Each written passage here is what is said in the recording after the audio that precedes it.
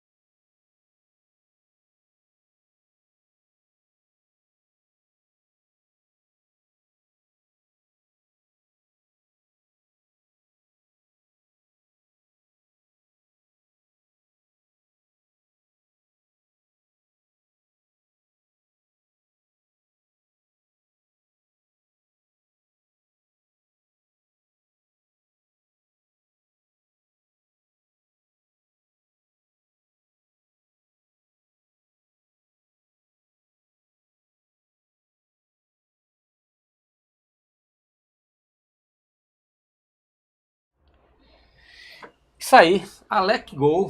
Alec Gol tá aqui com a gente. Um prazer grande receber você aqui, Alexandro. A gente fica muito feliz mesmo, porque a gente sabe que você pode agregar bastante aqui para não só para aquele que quer ser um grande centroavante como você foi, mas com aquele garoto que quer ser um jogador de futebol. O nosso programa tem esse objetivo. Na verdade, a gente está aqui para somar experiências através aqui do nosso guru aqui, que é Nilton Mota, é a nossa grande referência. Junto também aqui com o Riva, que faz parte da mesa, que é um ex-jogador que viveu momentos de concentração, de avaliações, de insucessos, de sucessos. Também aqui com a presença desse que vos fala, que é o Reginaldo Campos, que é um pequeno empresário de futebol, que vem também buscando atletas e colocando em alguns clubes. E somado com a experiência dos nossos convidados, né, que certamente passa muita coisa. Nós recebemos aqui pessoas que têm prestigiado bastante o nosso programa. Recebemos Marcelo Ramos, inclusive, aqui, né? Parceiro, aí, um grande artilheiro também. E a gente fica muito feliz em lhe ter por aqui. Obrigado, Reginaldo, Riva. E é lógico, jamais eu poderia negar, né, o convite do nosso professor Nilton Mota, que para mim posso dizer que foi uma das primeiras, ou de repente a primeira pessoa mais importante para mim dentro da minha carreira de futebol. Eu vou até contar um pouco da história da base, né? E a gente aqui vai falar muito de base, mas para ser o Alec Gol teve que ter passado na base, né? Sim. Então, obrigado pelo convite aí. E já digo a vocês que eu também sou ouvinte direto. Eu tenho a oportunidade de assistir, de ver. Inclusive, quando o nosso querido João Paulo esteve aqui, eu assisti Sim, o sim. programa de vocês. Então, de parabéns aí. Espero que eu possa retribuir, contribuir com alguma coisa aí. Massa. Meu amigo Mota, o que é que você fala aí? Não, ficar feliz, né, de ver Alexandro aqui. Foi uma pessoa que veio de Bauru, por Vitória, e foi uma pessoa que solidificou alguns conceitos. Eu era muito fã do Camisa 9, entendeu? E ele foi um dos grandes novos que passaram em nossas mãos, assim como o Marcelo Ramos, que esteve aqui. E o bom de Alec Gol, de Alexandro, é que ele é uma pessoa simples, entendeu? Uma das coisas que ele pode dizer é que a gente vê jogadores que com sucesso ele muda, entendeu? E Alexandro não. Então, Alexandro, hora nenhuma, foi levar o seu convite de casamento em minhas mãos, em Belo Horizonte, e ele não estava em Belo Horizonte. Então, é uma Que pessoa massa. assim que eu tenho assim uma grande admiração dentro e fora do campo. E eu tenho que agradecer que você está valorizando o nosso podcast. Nada, eu que agradeço. Um prazer. Riva, Quero agradecer aí Alexandre, o Alex Gol. A gente já assistiu muitos jogos dele, já ouviu muito falar. Nós temos um amigo em comum, o grande Moringão, Leiva, falava muito bem de Alexandre. E a gente tem acompanhado os podcasts. Além de ter sido um grande jogador, é um grande conhecedor de futebol. Tenho certeza que ele vai contribuir muito com essa resenha hoje aqui, promete muito. eu vou aqui falar um pouquinho de Alexandro, mas é uma coisa bem rapidinha, né? Porque ele é muito conhecido. Alexandro Barbosa Felisbino, seu nome Tá certo. certinho. 4 de fevereiro de 1981, 43 anos. Nascido em Bauru, 1,83, destro, apelido Alec Gol, né? Iniciou em 2001, finalizou agora em 2022, 21 anos de carreira, né? Centroavante, começou pelo Vitória, aqui está falando que foi de 1997 a 2001, foi o clube da Juventude, e daí teve uma carreira assim belíssima, passou pela Ponte Preta, Cruzeiro, o Sporting, também você teve na Arábia ou foi nos Emirados? Emirados. Al-Wahda, né? Internacional, Vasco da Gama, Atlético Mineiro, né? Flamengo, Palmeiras, Curitiba, São Bento, CSA, Figueirense, Noroeste, Primavera, enfim. Grandes clubes, uma carreira riquíssima, gol em tudo que é lugar. A gente até teve dificuldade para separar, porque a gente estava procurando um vídeo que tinha uma quantidade menor de gols. Porque a gente precisava bater um papo, então a gente não podia apresentar um vídeo maior. Mas a gente fica muito feliz em ter aqui, Alex. E Mota já falava isso de você, né? Que você era uma pessoa humilde, uma pessoa totalmente acessível, e a gente fica muito feliz de receber pessoas assim, como o João Paulo. O João Paulo é desse jeito também, que valoriza, que é grato. A gente entende que a gratidão em qualquer área nunca é demais, é necessária, é importante. Eu acho até que gratidão é um dos motivos que faz a pessoa prosperar, crescer, chegar a seus objetivos. Exatamente. Eu vejo dessa forma e a gente fica muito feliz de ter as pessoas que estão passando por aqui, porque elas têm esse perfil. Nós vamos passar alguns vídeos aqui, e em cima desses vídeos nós vamos discorrer sobre alguns assuntos até para balizar a nossa discussão, porque o nosso programa Aprendendo Futebol tem esse objetivo. A gente quer chegar justamente no garoto que quer ser jogador de futebol, a gente quer chegar no pai que está ajudando o seu filho a ser jogador de futebol, no treinador da escolinha também que tem aquela luta, né? Então o nosso foco basicamente é isso. Você tem uma carreira riquíssima. Se a gente fosse falar de sua carreira aqui, pelo amor de Deus, né? Haja tempo, teria que ser uns 5 podcasts, né?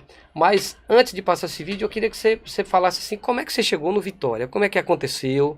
Você e seu irmão vieram juntos? Não, depois eu soube que Mota até deu uma ratada, dispensou Richarlison, né? Mais adiante, em período foi isso aí? Eu queria que vocês trocassem relembrassem aí desse tempo aí, como é que aconteceu isso aí? A minha chegada no Vitória, eu já tinha participado de alguns clubes, né? Eu já tinha feito teste em alguns clubes ali, principalmente do interior de São Paulo. E aí meu pai já tinha parado de jogar futebol. Para quem não conhece, meu pai foi o Lela, campeão brasileiro pelo Curitiba. Sim. Então a gente já vinha de uma história do futebol, a gente já vinha de um caminho do futebol, né? Eu digo sempre que meus primeiros passos foi dentro do campo, né? Meu pai levava a gente para o gramado, né? E então, assim, futebol, eu respirava já futebol mesmo sem ser jogador de futebol, né? Sim. E eu lembro que quando eu já tinha tido a oportunidade de fazer outras peneiras, outros testes, e antigamente era uma loucura, né? Esses testes, essas peneiras assim. E eu jogava em Bauru, eu jogava no Liceu Noroeste e jogava também no Prevê Objetivo, que eram os dois times da cidade de Bauru. Cheguei a jogar um pouco no Noroeste, né? Como na infância, só que o Noroeste não tinha uma base, né? O Noroeste, naquela época, não tinha uma base. Só pegava os garotos mesmo antes dos jogos, assim, do clube, e ele Certo. botava pra jogar, mas não tinha treinamento Não. diário.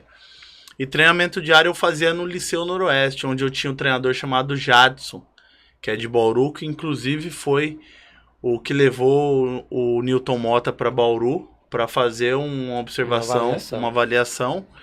E eu lembro até hoje que o Jadson estava na porta da minha casa me chamando, e era num domingo, né? E eu falei, Jadson, eu não vou não. Ele falou, não, cara, tá o diretor do Vitória aí, e ele quer te ver. Mas Vitória? O que é Vitória? A Vitória da Bahia, né? Eu era muito jovem ainda. Eu não sabia nem onde era a Bahia direito. Eu falei, não, Jadson, eu não tô com cabeça para vir aqui no interior de São Paulo, né? Eu já tinha ido para Matsubara, já tinha ido para outros clubes. E aí meio que o Jadson ficou me forçando, né? Na porta da minha casa, vamos lá, observar, a peneira vai ser legal, pô, o cara é muito bom, e eu fui. Eu lembro que eu fui e eu arrastei meu irmão, na verdade o Richardson foi, porque a minha mãe, eu sou o mais velho, e minha mãe falava assim, quando eu saía pra jogar futebol no sábado, no domingo, eu tinha que levar o Richardson, eu era obrigado a levar o Richardson. Né? Não pra jogar, às vezes ele nem jogava, era mais pra ir mesmo. Te acompanhar, né? Você tomar conta dele, vamos dizer assim, exatamente, pra me acompanhar. E quando a gente chega lá no teste, né? Eu lembro até hoje, eu fiz um gol assim com 2 minutos, daí o Mota me chamou, né, e perguntou se eu já tinha feito outros testes e tal, eu conversei com ele, ele falou, não, tudo bem, vai lá. E eu voltei de novo pra peneira, e aí eu não sei se o Mota vai lembrar, acredito que não, né, ele deve ter feito inúmeros testes aí pelo Brasil afora, pelo mundo. E aí saiu uma falta, acho que uns 10 minutos da peneira assim, e ele gritou, gritou pro Jadson. Falou, manda o menino bater aí. Esse aí que fez, esse moreninho aí. Sim. Manda ele bater. Eu nunca tinha batido uma falta na vida, né? Mas aí eu entendo o observador, né? O cara que conhece o talento. Eu já tinha feito um gol. E deve ter pensado na cabeça dele, pô, se esse cara bater falta agora também, já tem meio caminho andado, né? E eu bati a falta e fiz. Na verdade, foi o meu primeiro gol de falta na minha carreira, né? E aí, logo em seguida, ele já me chamou de novo. Falou, pode sair. Pode sair. E ali eu passei no teste, né? Richarlison não estava participando da peneira. O Richarlison fez no outro jogo, né? No outro jogo, sim. Bauru tem muito garoto, né? Sim. Inclusive naquele ano. Aí o Richarlison... Aí o Mota me chamou, já me tirou do treino. Aí falou, não, você já foi observado, já tá aprovado. E aí meu irmão fez o outro treino, né? Também foi aprovado no outro treino. E foram aprovados eu, meu irmão e mais 3 garotos. Então nós saímos lá... 5 garotos. 5 garotos aprovados. E assim, eu confesso que eu não queria vir. Eu não queria vir pro Vitória. Eu comecei a olhar no mapa onde era a Bahia, né? O Vitória ainda eu cheguei em 97 no Vitória, no 96 para 97. O Vitória ainda não era um clube assim com estrutura de boa. Respeito Sim. no Brasil, né? Com uma estruturação. A gente ainda lá do Sul, ainda, né? A gente ainda tem o Nordeste ainda não como referência, né? Sim. Tinha o Nordeste, Nordeste, então não soava com bons olhos, né? Sim. O Nordeste. Então eu confesso que foi muito difícil eu vir pro Vitória. Eu não queria vir. Eu só vim pro Vitória, na verdade mesmo, porque a gente veio em 5 jogadores e um dos 5 era meu irmão. Aí eu falei, cara... Você se sentiu acolhido, eu né? falei... E tinha um menino que chamava... O apelido dele era Bolacha, e o pai dele ia vir com a gente também. E esse menino também a gente jogava junto no Liceu Noroeste. O pai dele me tratava como um filho. Então, ele queria muito que o Bolacha fosse jogador. Entendi. Ele, vamos, Alec, vai ser legal, eu vou com vocês e tal. E eu acabei vindo. Não que eu não queria vir por Vitória, né? É que eu já estava desgostoso com alguns testes que eu tinha feito em São Paulo. Eu, naquela época, tava com uma namoradinha também. E eu falei, vou lá pra Bahia, longe pra caramba, não sei quando eu volto. E aí... Mas acabou dando certo, né? De estar vindo com os meninos, né? E aí foi assim que eu cheguei ao Vitória da Bahia. Esse foi o meu começo. E aí você falou E o Bolacha não ficou. O Bolacha não Na verdade, o Bolacha não ficou. Os outros jogadores não ficaram. E o Richarlison, eu digo que não foi uma rata do Mota, e aí eu vou defender ele aqui. Porque o Richarlison chegou... o meu irmão é de 82, né? Sei. Eu sou de 81. A gente é 1 ano e 8 meses, mas eu sou mais velho que ele, 1 ano e 8 meses.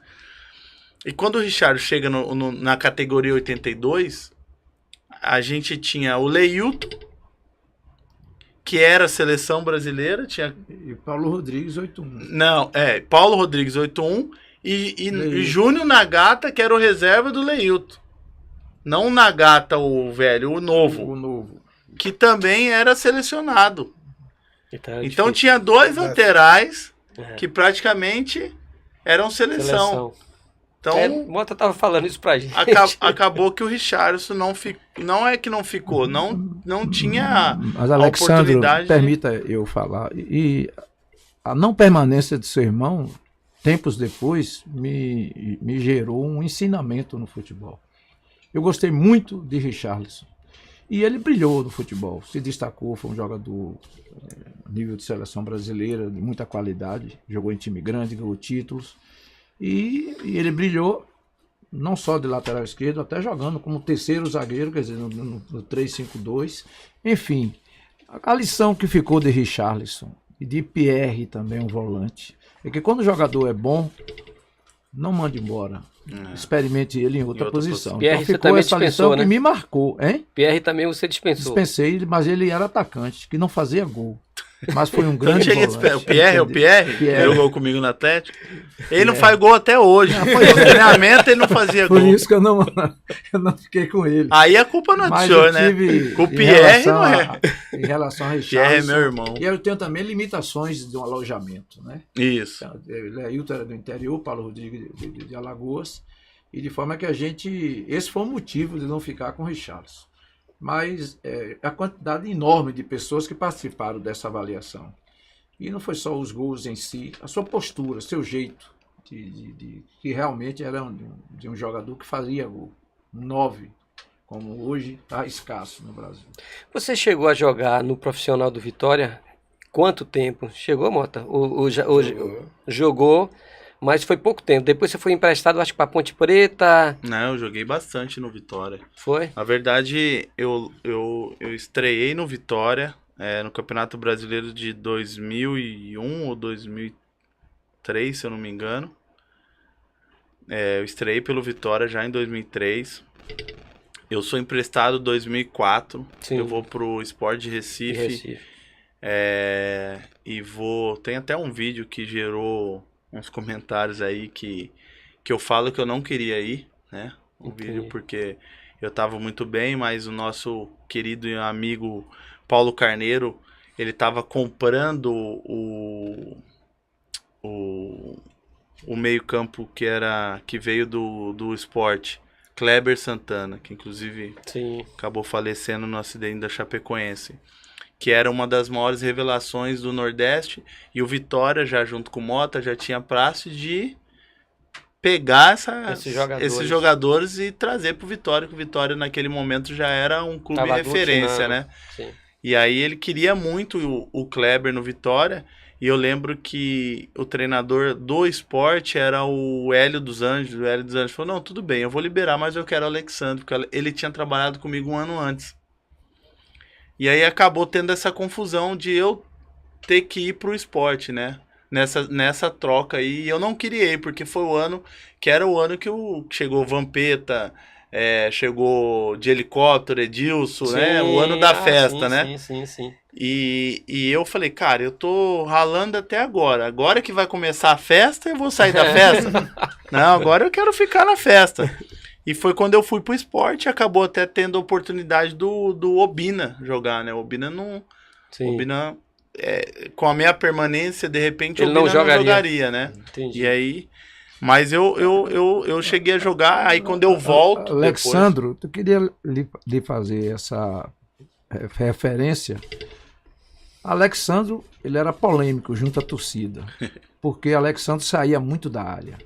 ele tinha qualidades técnicas, Mas ele não, no ele DVD não tinha, não mostra isso não, ele né? não Todos os tinha, gols que ele fez, ele não sempre tinha foi dentro da referência tática, né? área. Sei. E a torcida, alguns não gostavam porque ele saía para vir buscar a bola e perdia, porque ele driblava, ele é um jogador que tinha qualidades técnicas, não era só o homem-gol. E acho que foi no esporte que você começou a ter uma maturidade mais tática, de se definir. Não foi no esporte que você fez gols e você se destacou? Na verdade, o Vitória, a base do Vitória, ela me ensinou bastante, porque quando a gente fala, hoje eu tenho um filho de 18 anos, o Ian, ele tá indo pro Marília, né? Sim. Tá mais próximo de mim. O Marília hoje está com uma estruturação. O Julinho, que foi empresário do meu irmão por muitos anos, está tocando Marília. E eu levei ele lá porque eu vi a gestão lá, são pessoas sérias. E o meu filho resolveu voltar a jogar futebol. Ele é muito talentoso. Não é goleador igual o pai, mas é muito talentoso. E ele tinha meio que desanimado, pegou aquela época da pandemia. Sim. E quando foi esse ano agora, ele falou, pai, eu acho Vou que eu quero tentar jogar novamente. bola. Jogar futebol. Porque eu falava pra ele, meu pai, o Lela, o tio dele falava com ele, os dois tios são do futebol, né? Pra quem não sabe, o Deco é meu cunhado, né? Eu sou casado com a irmã do Deco, a Vanessa, há 21 anos, o Deco, que é diretor do Barcelona Sim. hoje. Então a cobrança em cima dos meus filhos é muito grande, né? Porque o Richard joga bola, Família meu toda. pai foi campeão, jogou bola, o Deco ganhou tudo, eu joguei, então meus filhos se sentiram muito acuados. E ele tá no Marília hoje. E o que eu falo do Vitória, né? O Vitória me ensinou porque eu saí de casa, quando eu venho pro Vitória, aí a gente volta um pouquinho, quando eu falei que eu não é que eu não queria vir, que o Vitória, a Bahia pra mim era muito longe, era desgastante. Sim. Mas quando eu piso aqui, eu resolvo ser jogador de futebol. Eu sempre fui um cara muito... Eu digo sempre que 60% de você ser jogador passa pela sua vontade. Hoje muito mais.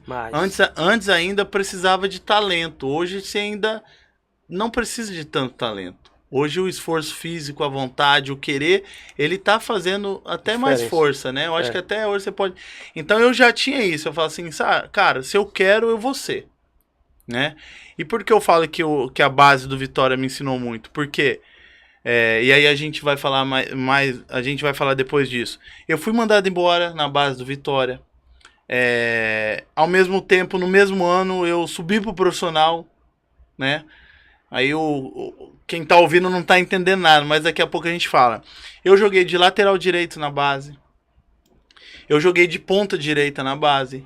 Eu joguei de meia direita na base. O Mota criou uma situação dentro da base do Vitória. Um dos motivos foi por culpa minha. Que ele chamava... todo final de semana tinha o melhor jogador, que tinha um nome lá que eu não vou lembrar. E tinha o jogador Cristiane. E depois ele vai contar sobre isso. O jogador Cristiane. O que era o jogador Cristiane? Era aquele jogador... que ele deu um exemplo, né, que ficou marcado pra mim, eu levo isso pra todo clube que eu falo. Ele falava que o jogador Cristiano é aquela menina bonita da escola, que quando você chegou hoje, ela te deu um olhar, você falou, opa, Cristiano me olhou.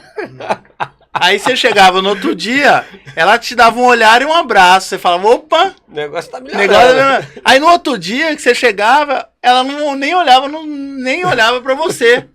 Ele levou isso para um paralelo do futebol, que era o jogador Cristiano. E quando você chegava no jogo para ver o cara, ele arrebentava. Aí um dia você chegava, não jogava nada. Quando você mais esperava, ele não jogava, entendeu? Ele levou isso como Cristiano. E por que Cristiano? Porque quando eu joguei de meio campo, eu joguei na época tinha meia direita e meia esquerda. Eu joguei de meia direita no Vitória. E de meia direita eu era esse Cristiane, né? Que às vezes eu arrebentava, porque às vezes eu conseguia dar um passe, dava o passe pro atacante fazer o gol, no mesmo jogo eu fazia gol, eu era aquele meia que chegava na área, que fazia gol, eu gostava de fazer gol. E o jogo, quando às vezes não dava nada certo, eu não dava passe, não fazia gol, eu era o Cristiano. E aí a base me ensinou muito, porque eu tive a oportunidade de jogar em outras posições, né? Quando eu fui mandado embora pelo Nelson Góes, né? Ele é comentarista hoje. Nelsinho. Não, é o Nelsinho. É o Nelsinho. daqui, Ele é né? comentarista. É daqui. É. Quando eu fui mandado embora pelo Nelsinho, a equipe era de praxe do Vitória. Se eu estiver falando alguma besteira aqui, o Mota me corrige. O Vitória ia viajar para fazer as competições e quem não ia para viagem automaticamente era dispensado, né? Porque o Vitória não tinha tanta disponibilidade de ficar. Então o Vitória viajava, ia ficar 30 dias nos Estados Unidos, a categoria. Quem não ficou, Tchau. era um ou outro que ficava, mas o restante era tudo mandado embora. E eu fui mandado embora nessa leva. Quando eu fico a semana para ir embora, minha passagem era de 10 a 15 dias para frente para ir embora, né? Quando eu fico nesse momento, o treinador Marcelo Chamusca me chama para completar um treino lá no terrão dos juniores, que No já era Perrone. juniores ou juvenil? Juniores, né? Juniores. Juniores, me chamam para completar o treino. E aí, quando você vai completar o treino, você treina de qualquer jeito. E tinha um lateral chamado Marcel que estava machucado. Ele falou assim, cara, você consegue fazer a direita para mim? Eu falei, professor, eu nunca fiz, mas já é porque é para completar treino. Vamos lá. Então eu fiquei uma semana treinando de lateral direito. E eu já tinha jogado de meia direita. Eu fiquei uma semana treinando de lateral direito. Só que eu não marcava muito bem. Para atacar eu ia bem, mas para marcar eu não marcava muito bem. E eu fiquei com o Marcelo Chamusca. E o Marcelo falou, cara, o que você tá fazendo aqui? Eu falei, não, eu ia embora e tal. Ele falou, não, você vai ficar treinando comigo, gostei de você. Aí na outra semana, o Marcel voltou, ele me botou já de meia direita. Já me botou para ficar treinando na minha posição, onde eu treinava, meia direita, atacante, né, naquela época. E aí eu fico na base, jogando nesse misto de meia direita, lateral direito, treinei, meia esquerda, mesmo não jogando com a 10, mas vinha pra Isso esquerda. você já o quê? Com 18 anos de idade? Não, isso logo quando eu cheguei, isso nós estamos falando com 16 anos. Ah, com 16 anos. Você estava treinando com os juniores, mas na verdade você tinha 16 anos. Isso, exatamente, completando o treino. Sim. E o que chamava muita atenção? Que os treinos geralmente eram treinos coletivos, né? Naquela época, ou treino com campo reduzido.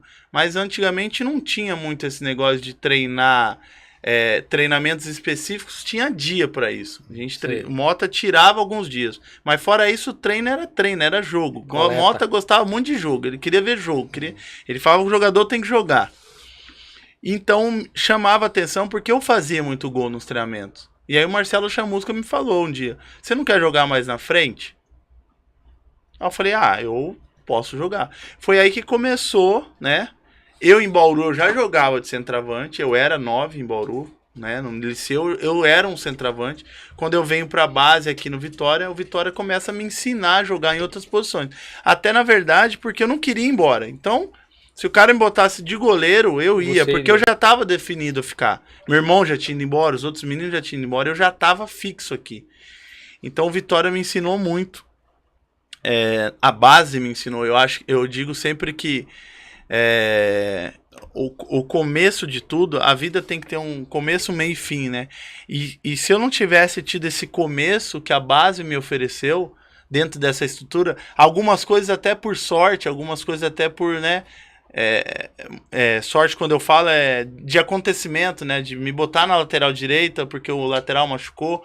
Isso que eu chamo de sorte. Eu digo que futebol não é sorte. Eu falo sorte nesse sentido, né? De acontecimento. Surgiu acontecimento. Exatamente. Então eu digo que esse começo me deu uma sustentação para eu ser o Alec Gol. Eu acho que sem esse começo, eu tenho certeza. Sem esse começo, eu não teria sido Alec Gol. E por que eu tô alongando nisso? Eu tô alongando nisso pelo seguinte. Porque quando eu disputei a maior competição da minha carreira, que foi a Liga dos Campeões, a maior competição da minha carreira, que foi uma Liga dos Campeões, o treinador Paulo Bento, eu tava no Sport de Lisboa, a nossa chave era facinho, era Bayern de Munique, Inter de Milão e Spartak de Moscou, que tinha ganho 4 anos seguidos o campeonato. Aí ele me chamou um dia no treino e falou assim, você não joga em outra posição? Eu fui contratado para o Sport de Lisboa de centroavante. Eu fui para o lugar do David. Tinha lá o Liedson e o David. O David saiu, foi para a Turquia e eu fui contratado para o lugar do David. Paulo Bento me chama e fala assim: você não joga em outra posição? Aí eu falei assim: ah, jogo, por quê? Ele falou: porque de centroavante você não vai jogar. Não tem como barrar o Liedson. Não tem como barrar o Liedson. O Liedson tem 2, 3 anos aqui, ele é artilheiro de tudo. E no meu esquema eu não jogo com 2 atacantes. Eu jogo com 2 abertos e 1 atacante só. Eu jogo com 2 extremos, que naquela época aí já era extremo. Eu jogo com 2 extremos e 1 centroavante só. Por que eu tô me alongando? Porque eu falei assim: não, eu jogo. Você joga do quê? Eu falei: na base, antigamente já joguei de meia direita, ponta direita. Onde você me botar do lado direito, eu vou jogar. Ele falou: então ótimo. Eu vou te usar essa semana. Você vai treinar a semana toda pelo lado direito. Pelo lado direito. Ele me botou do lado direito. Eu do lado direito. Nani, o de Portugal. Lied, centroavante. E o Romagnoli, um 10, que era um argentino. Ou ele trocava e botava o João, que é o da seleção agora. João Moutinho. João Moutinho da seleção. E ele me botou a semana toda aqui desse lado, na direita. E eu falei: professor, o que eu preciso fazer? Ele falou: para marcar você vem até aqui e para atacar você tá liberado, faz o que você quiser. O lateral direito era o Abel, que tá no Palmeiras, o treinador do Palmeiras. Então, é o que eu digo. Como que eu jogo uma Liga dos Campeões de ponta direita? Porque hoje é bonito falar extremo, né? Mas é ponta direita. Eu joguei de ponta direita. Isso graças ao que você teve na base. Então, porque me deu confiança. Sim. Eu falei: não, eu sei fazer. E outra, tem uma coisa que eu nunca falei, nunca ninguém falou sobre isso. Mas eu fui um cara que a educação da base, ela me educou taticamente. Eu sou um cara extremamente obediente taticamente. Essa desobediência que o Mota falou, de sair da área, era uma desobediência porque eu sempre acreditei em mim. E eu sabia que eu tinha qualidade para sair da área.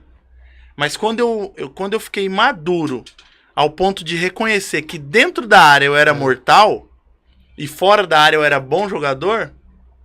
Você foi inteligente. Aí eu falei: opa, peraí. Se eu ficar aqui dentro, eu sou diferente. Se eu for para fora, eu sou normal.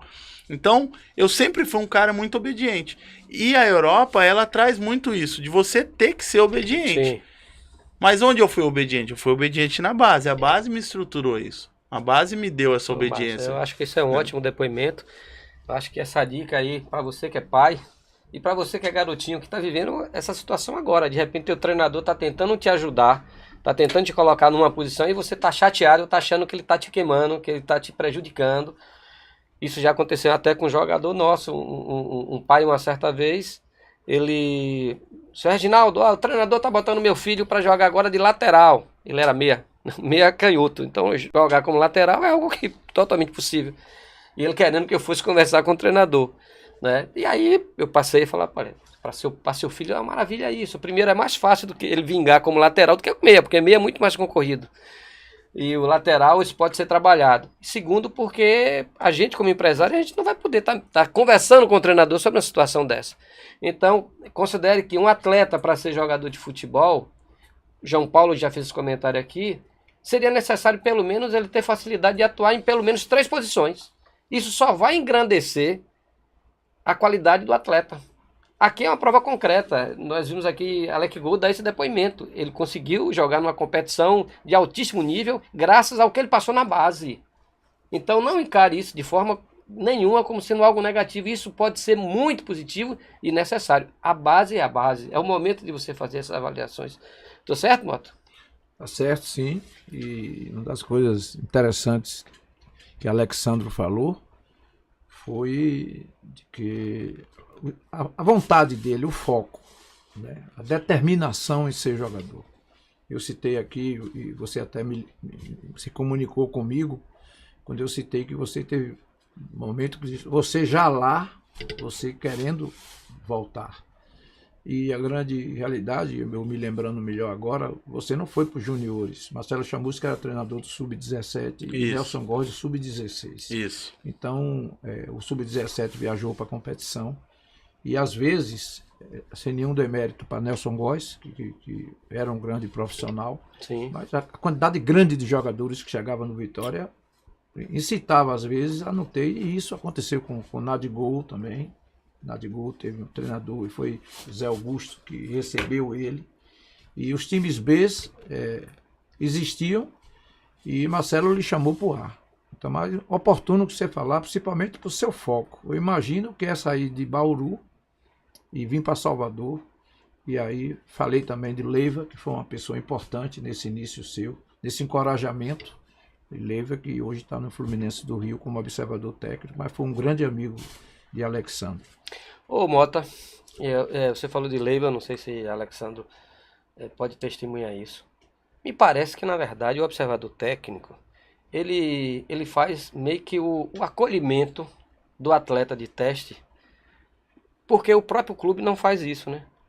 Porque o observador técnico, ele vai lá, em loco, ele vê a realidade do atleta, da família, então ele está vendo o atleta naquele meio.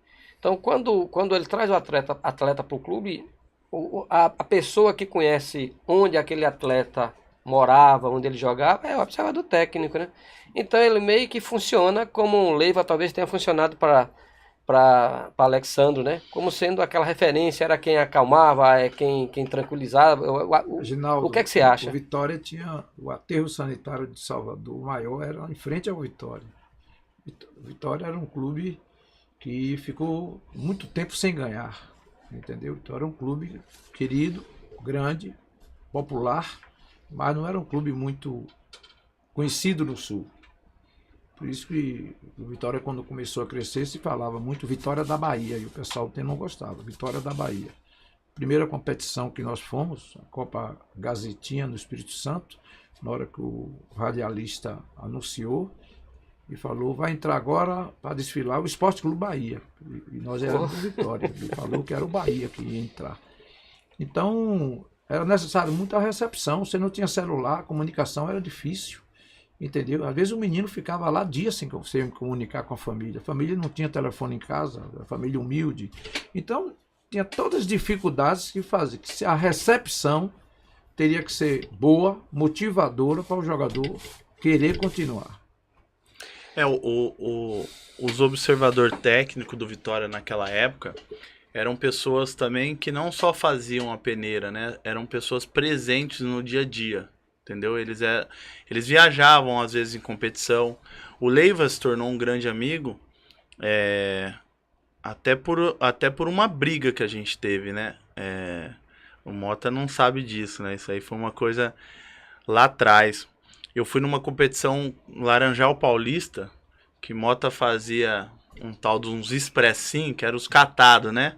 Jogador que não tá nem lá nem cá, montava um expressinho e mandava uma competição para ver o que dava. E eu fui, ele vai lembrar agora, o treinador era Orlando da Hora, meu treinador. E Leiva foi nessa competição. E a gente foi para Laranjal Paulista em 2 jogos e tava lá Vasco, Palmeiras, vários clubes grandes, né? Santos, Portuguesa, pessoal de São Paulo, tudo. Em 2 jogos eu fiz 7 gols. E aí a gente tava era uma escola, né? Sim. A gente tava numa escola e tinha uma área de lazer lá, num pimbolim, um negócio de sinuca, né? Sim. Então a gente jantava, aí ia brincar, ia brincar, aí tava todos os times lá, Santos, não sei o que, todos os moleques lá, e eu era o artilheiro da competição. Então, naquela época, pros moleques, eu tava no Vitória da Bahia. O Vitória da Bahia não tinha esse conhecimento todo. Mas ali, naquele metro quadrado, eu era o artilheiro. Você era o cara. Então o moleque do Vasco, o do Santos, todo mundo, ali é o cara é o artilheiro, ele tem 7 gols. Da Bahia, né? Porque ficou falado, eu tinha 7 gols em 2 jogos. Pô, o cara tem 7 gols, o cara é artilheiro, não sei o quê. E chegou a hora da gente, ir dormir, né? Aí Leiva chegou. Na frente dos moleques, tudo. Ô, bora, garoto. Bora dormir. Aí na hora, eu sempre tive personalidade, né? Falei, ô, vou dormir a hora que eu acabar aqui. Enquanto eu não acabar, eu não vou não. Aí ele, como é que é? O Leila ficou vermelho. Já. Ô, sou, não sei o quê. Aí ele começou a trabalhar. Falei, não, a hora que eu perder aqui, eu vou dormir. Enquanto eu não perder, eu não vou. Por quê? Pô, eu era artilheiro da competição. O cara chegou, os moleques tudo me olhando, né? Você tirando sua ondazinha ali. Eu vou. Falei, não, pera aí, eu vou dormir a hora que eu quiser. E ali criou-se uma amizade. A gente ficou brigado 2 dias de competição, né? Porque ele falava pro Orlando, esse moleque não sei o que lá, esse moleque não sei o que lá. Eu só quero que ele faça gol. E eu fazia gol. Aí ele tinha que falar. E aí depois nós viramos amigos ao ponto da gente morar junto, inclusive, na base. A gente morou junto. Quando eu fui pro profissional, comecei a ter uma condição melhor. Eu dei uma ajuda pro Leiva, a gente morou junto. Então a gente tem uma amizade muito grande. Mas essa fase do observador técnico de amizade, então eu acho que isso é importante. no dia a dia, sabe? E o Leiva, entre outros, eles faziam muito isso. Eles não só faziam observação, mas eles estavam no dia a dia dos treinamentos, né? Sim. Então isso chama muita atenção. E um detalhe, né? Torcendo, porque o observador técnico traz o jogador, se o jogador é aprovado, pô, ele tá chancelando o olho dele, né? Então ele tá ali. Mota nunca contou a história do Leiva Hamburgo, não. Contou? Um dia ele vai contar, já contou? Brincadeira, Leiva. Brincadeira, Leiva. Alexandro, quem colocou esse apelido, Alec Gol, em você? Foi pelo Vasco, né? Foi um ano maravilhoso que eu tive de Copa do Brasil. Na verdade, eu vinha de 2 anos, né? Muito bem no Internacional, onde eu fui artilheiro do clube pela Libertadores, fui artilheiro do Gaúcho, né? Eu fiz 69 gols no Inter, 59 oficiais, em 2 anos, né? 2 temporadas. E aí eu vou pro Vasco, o Vasco sem credibilidade nenhuma, com super desconfiança. E eu começo no Vasco, sou artilheiro do Carioca, a gente é campeão carioca. E num jogo, Luiz Roberto, junto com Luiz Roberto, eu tava fazendo tanto gol que o Luiz Roberto narrou o gol e falou assim, cara, é melhor a gente já falar gol, né? Porque o homem, o Alec, é gol. Aí eu fiz gol no mesmo jogo. Quando ele falou, eu fiz Alec gol de novo. Aí ele falou, é Alec Gol. Aí o Lédio Carmona, vascaíno, né? Entrou na onda. Vamos chamar ele agora de Alec Gol. E de lá pra cá, de 2011, foi uma responsabilidade maior, né? Porque botar o nome, eu fui o primeiro cara a usar o nome de Gol, né? Depois veio outros aí, Nadigol, Gabigol, enfim. Mas o primeiro foi em 2011. Foi uma responsabilidade grande, mas como eu já não saía mais da área, né? Eu ficava dentro da área. Então gostoso. Eu sabia que eu ia conseguir dar conta do recado. Pô, rapaz, você entregou o time do Lédio, hein, rapaz? O Lédio vai ligar pra você. Na época ele era vascaíno, não sei agora. Eu vou pedir pra Caio colocar pra gente aí um vídeo que é legal, show de bola. Do Praz. Eu também tenho um filho que está nessa luta para ser jogador de futebol. Ele participou de um podcast, eu acho que foi o curso de futebol, não sei exatamente, mas vai aparecer aí. Solta pra gente aí, Caio. Depois a gente vai falar.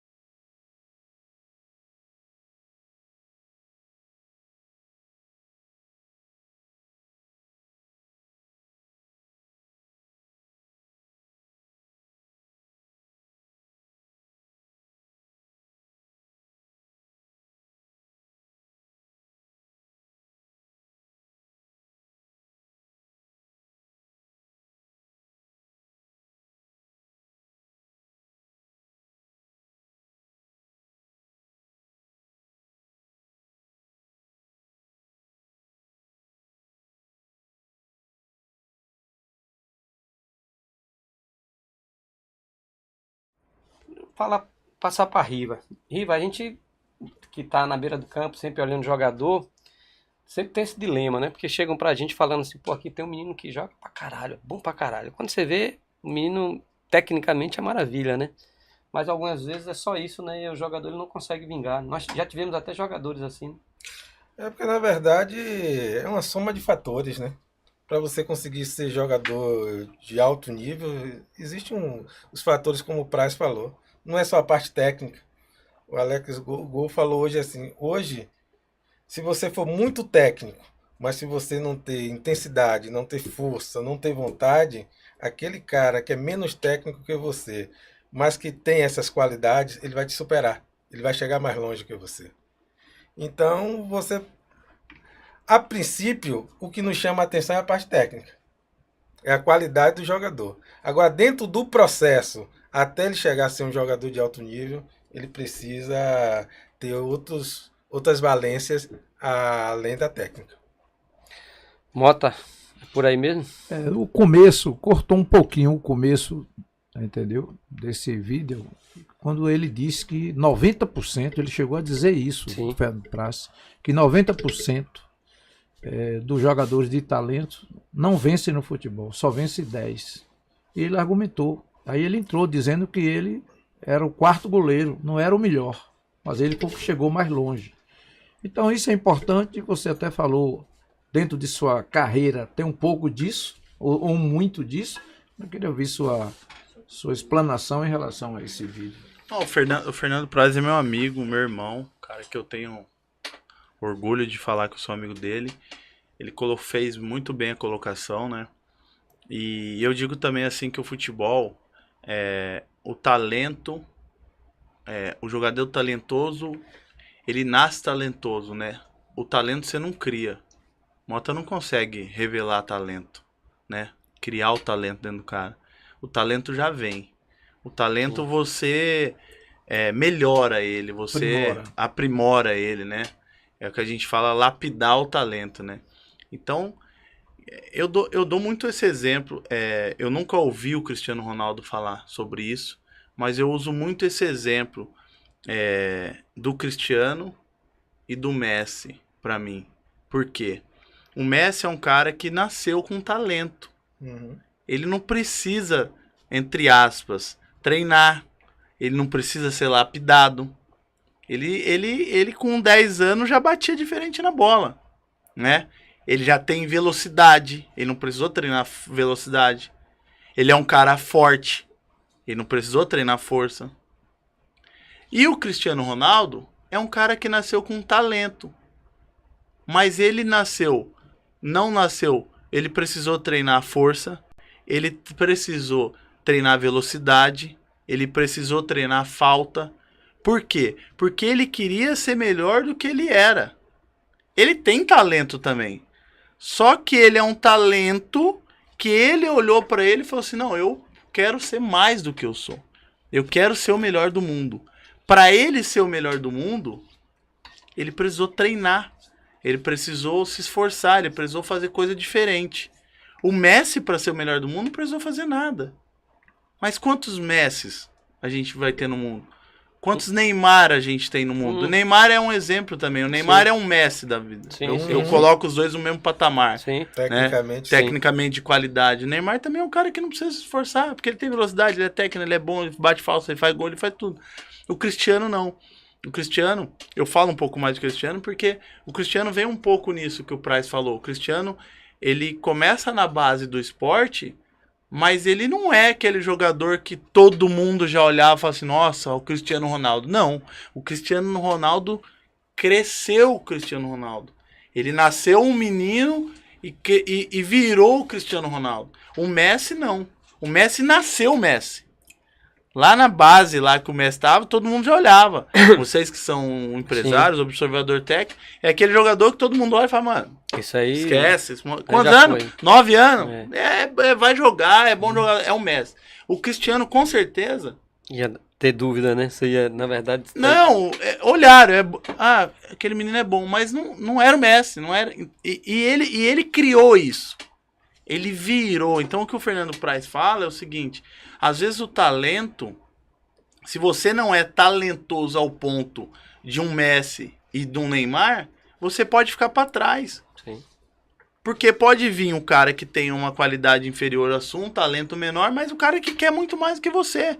E algumas coisas ele vai até passar de você que é talentoso. Que é no caso da força, no caso do treinamento físico, no treinamento mental, que isso chama muita atenção. Isso não é se jogar fora. Eu sempre fui um cara de personalidade muito forte. Muito forte. Quando eu falava eu quero, vou fazer. Muito foco, né? Só que assim, quando eu falo a personalidade forte é aliada ao treinamento, aliada ao que você tem que fazer. Eu sempre fui batedor de pênalti. Por quê? Porque eu treinava pênalti. E eu sabia que pênalti era importante pra mim. Às vezes o atacante passa 2, 3 jogos sem fazer gol e um pênalti salva. Né? Tira uma pressão das costas, porque a gente é contratado pra fazer gol. E eu cheguei ao ponto que eu era tão focado que eu cheguei no Atlético Mineiro com o Ronaldinho Gaúcho que o batedor era eu. Por quê? Mas por quê? Eu batia melhor que o Ronaldinho? Não. Mas eu treinei tanto que eu consegui, porque o Ronaldo é talentoso, ele não precisou treinar pênalti. Ele tem talento para bater o pênalti. Eu precisei treinar. Então eu treinei tanto que eu cheguei a um ponto de pênalti, tá? Não tô falando de técnica, de pênalti, de estar aqui, olhar pro Ronaldo e falar assim, não, mano, quem vai bater sou eu. Então isso é o que o Fernando Praz acabou de falar ali. É você ser resiliente, você acreditar em você acreditar num processo e ir até o fim. Quando a gente fala de foco, que é uma palavra muito usada no futebol, inclusive na base, né? Até porque quando nós conversamos com os garotos, são garotos, então eles têm um nível de TDAH, né? Eles são muito ainda ansiosos. E quando a gente fala de foco, para você que é pai, para você que é garoto que está nos assistindo, é basicamente isso. Ter foco não é simplesmente ter foco no jogo, não. Né? É ter foco durante a semana. É você ter essa dedicação, essa disciplina. Foco é nisso, é você focar a sua semana toda, é focar cada trabalho que você vai fazer. Fazer com seriedade, fazer com dedicação, porque é isso que vai lhe fazer diferente. Né? Em algumas situações até ultrapassando o talento de alguns que não tem essa disciplina.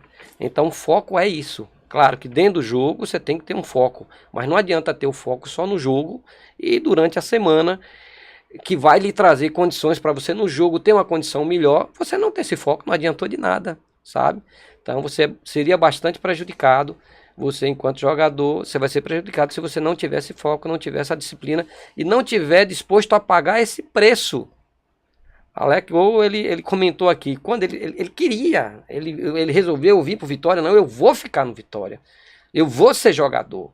Então isso é extremamente importante, é o jogador querer, não é o pai querer, é o jogador tem que querer. Veja, em nenhum momento aqui a gente ouviu Alex falar do pai dele como pressão, e olha que foi um jogador, um campeão brasileiro, né? Mas ele não citou, falou do irmão, falou de tudo mais, mas não citou o pai. Então é importante o jogador querer ter essa vontade. Se ele quiser, tiver disposto a ter esse foco e, claro, for bem orientado, ele está fadado ao sucesso. Em que nível a gente não sabe, mas ele está fadado a conseguir ter um bom espaço. Sabe por quê, pessoal? Porque em qualquer área, não só no futebol, o cara que é comprometido, que ele quer muito, vale muito. Vale muito, todo mundo, toda empresa, todo clube quer um jogador que seja muito comprometido, muito disciplinado, porque o investimento é grande, você não pode perder tempo com amadores que vão pensar, não, eu resolvo, nada, acabou esse tempo, agora é trabalho, o talento sempre vai existir, mas o trabalho, a dedicação é extremamente importante. E aí, Mota, é isso mesmo? Você já teve jogadores assim também, né, Não, que de repente... O Vitória foi referência na base durante muitos anos. O Vitória ganhou títulos espetaculares, vendeu o jogador. O Vitória era respeitado, porque o Vitória tinha jogadores determinados. O Vitória tinha jogadores com personalidade. Também a gente viajou muito para o exterior.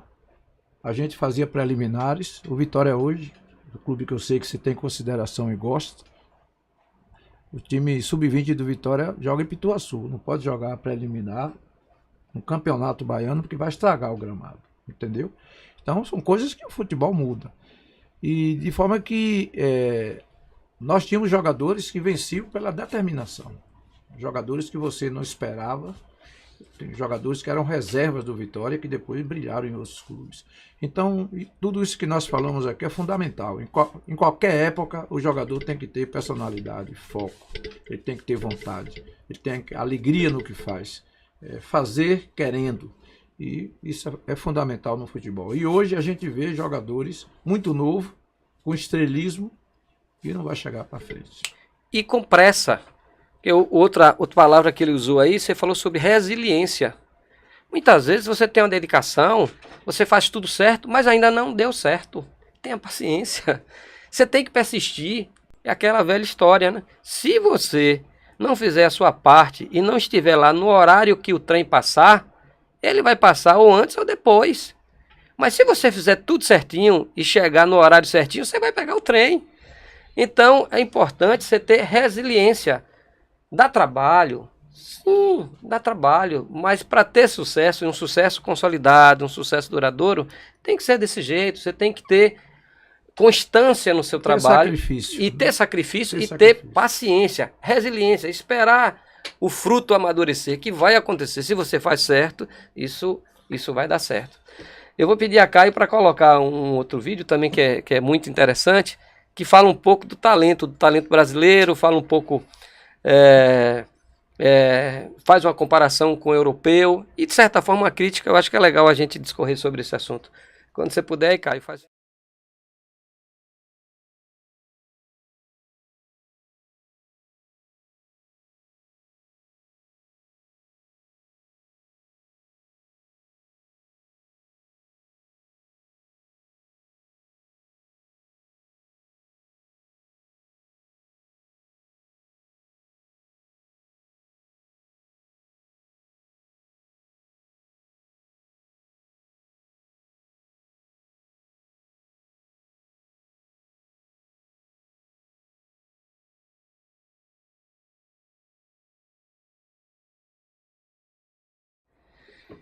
Achei esse vídeo massa. Ele só errou numa frase: o treino é feito para treinar, não para errar. Você pode até errar. Você pode até errar, mas é feito para treinar. Mas tirando isso, é brilhante. Isso aí é um tema polêmico, hein? Muito polêmico, é isso que eu ia falar. Muito polêmico porque, de certa forma, tem um tonzinho de desprezo para a preparação, talvez até tática, né? E não pode ser contraditório ao vídeo passado, mostrando que somente o foco resolve. Não. Não adianta ter talento e não ter foco. Exatamente. Ter talento e não ter vontade. Mas ninguém é contra o talento. E ninguém é contra o drible, contra a habilidade. Pelo contrário, a gente prega por isso. A gente quer isso. Mas quem é que vai dizer que Pelé não tinha foco? Então os talentosos podem ter foco. Você falou bem de Cristiano Ronaldo, que foi um jogador feito, preparado, desenvolvido, entendeu? Então, Cristiano Ronaldo... Mas que ele quis, né? Que ele quis. Eu acho que ninguém falou pra ele, mano, você precisa fazer... Se ele não tivesse vontade, ele não seria o Cristiano Ronaldo. E de forma que talvez Messi tenha necessitado ter menos vontade até do que ele. E de forma que, interessante esse vídeo, é uma maneira de dizer que diante de uma tentativa de drible, de habilidade, de risco, entendeu? De fazer uma tabelinha, que hoje não sai gol com tabelinha, é uma coisa rara. Então, na hora do risco, tem que ter a permissividade. O jogador tem que entender que se ele tentar o drible e errar, ele não vai ser banido do time nem ameaçado.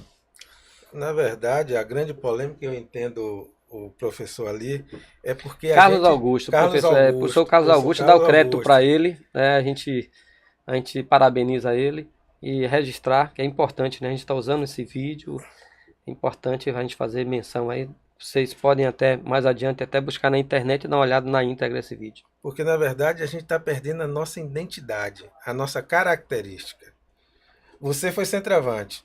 Eu tenho uma grande dificuldade, e a gente debate muito isso em off, a dificuldade que nós temos hoje de formar centroavantes. Hoje, quem é o centroavante da seleção brasileira? Você não tem. Quantos centroavantes estrangeiros nós contratamos e vai estar jogando na Série A do futebol brasileiro? Por quê? Porque lá atrás nós paramos de formar centroavante. E nós, tradicionalmente, sempre formamos grandes centroavantes. Hoje nós não temos o camisa 10. Não é o camisa 10, é o meia criativo. Por quê? Porque lá atrás também paramos de formar. E nós perdemos a nossa identidade, porque o futebol brasileiro sempre teve os meias, sempre teve o camisa 9. E nós abdicamos disso, porque criamos e olhamos o modelo da Europa. Então é isso. A minha dificuldade é isso. Nós podemos ter jogadores talentosos, com força, com intensidade, com velocidade, com vontade, mas nós não podemos perder a nossa característica. É o que nós estamos falando aqui. Nós moramos na Bahia. A Bahia, o povo baiano é um povo alegre, é um povo que já tem aptidão para música, para tocar instrumento. Imagine se você tolir isso aí. Será que todos esses músicos que saem da Bahia, eles foram para a faculdade primeiro? Não, eles aprenderam na rua, ouvindo. Então a gente não pode perder a característica do povo. E nós temos perdido a característica do futebol brasileiro. Isso eu acho que é a grande interrogação e é o grande debate que deve ser feito. Nós temos que voltar a ter nossas origens. O que João Paulo falou aqui, que ele admira o quê? Os argentinos. Os argentinos sabem quem eles são, sabem a característica de futebol que eles têm, e eles persistem naquilo. E nós não. Nós, no primeiro insucesso que tivemos, grande, que foi o 7-1, não, tá tudo errado, vamos fazer de novo, vamos fabricar o futebol brasileiro, nós não precisamos. Nós precisamos era adequar o que precisava ser adequado, melhorado, e não romper com as nossas raízes de um time, de um país pentacampeão brasileiro, mundial, de um país que revela sempre grandes jogadores para grandes clubes no mundo. Isso é a grande dificuldade que eu vejo hoje dentro do futebol brasileiro, é a identidade. Queria, Regi, me permita fazer uma colocação. Você pensou alguma vez em ser treinador? E o que é que você hoje, a sua opinião sobre a formação de jogador no Brasil? Se o Brasil está no caminho certo, se temos geração para voltar a ganhar a Copa do Mundo. Então, essas duas indagações.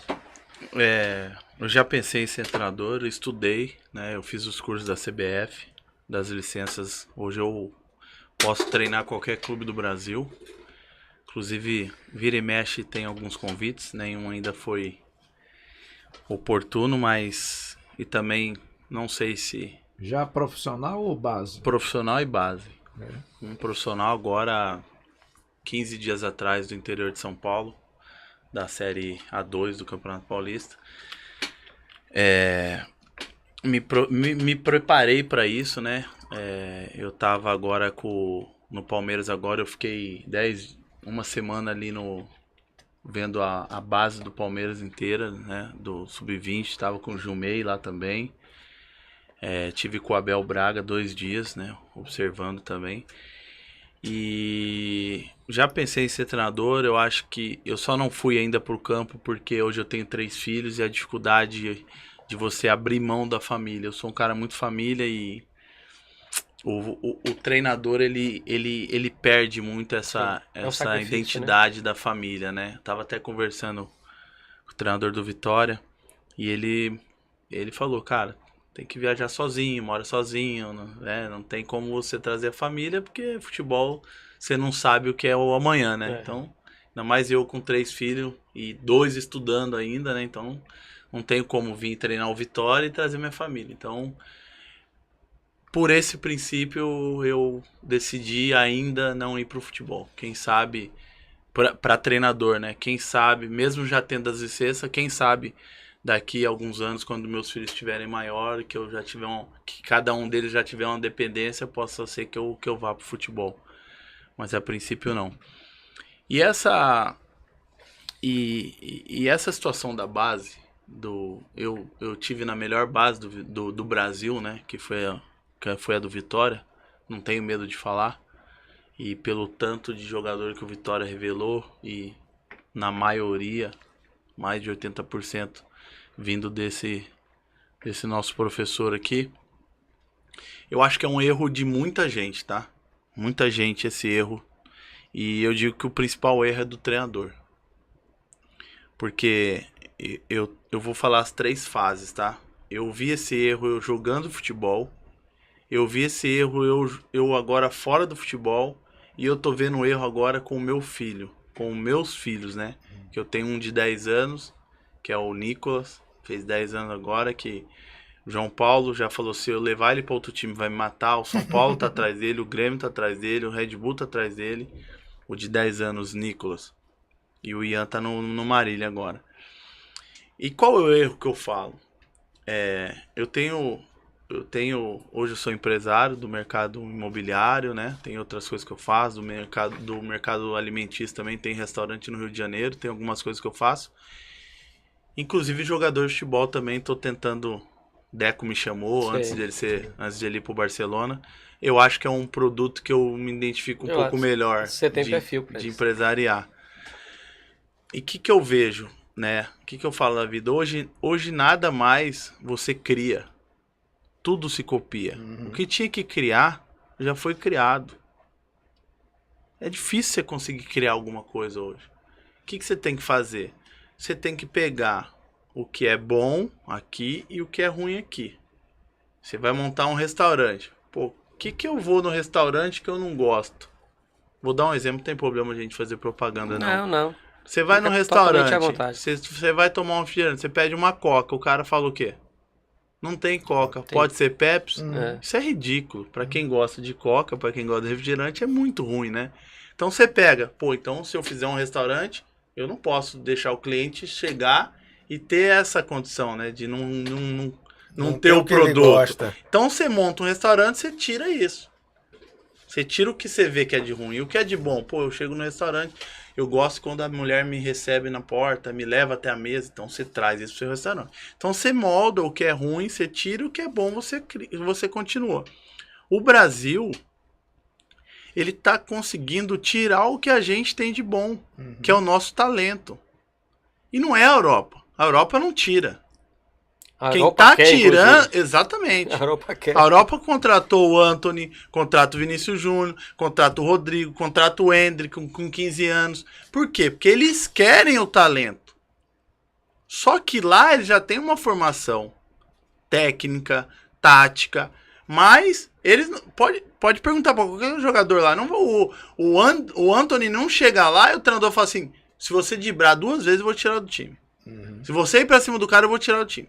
Lógico, ele vai passar pro Antony, sua função é essa, essa e essa. Agora, o que o Antony vai fazer, ele não tá nem aí. O Brasil não. O Brasil tá pelo contrário. O Brasil tá querendo pegar a lição europeia, quer trazer o mercado europeu, mas tá tirando o talento. O professor Augusto ali, né? César Augusto. César Augusto. Por que ele viralizou? Porque ele tá falando um negócio óbvio e básico.